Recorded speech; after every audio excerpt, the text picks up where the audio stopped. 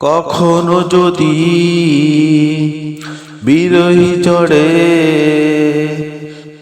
ভেঙে যায় মনের আকাশ, তখনও তুমি থাকবে সরে মনকে আমার করে হতাশ। তবে জেনে রাখো বলছি তোমায়, তোমার কারণে হবে আমার দারুণ সর্বনাশ, দারুণ সর্বনাশ।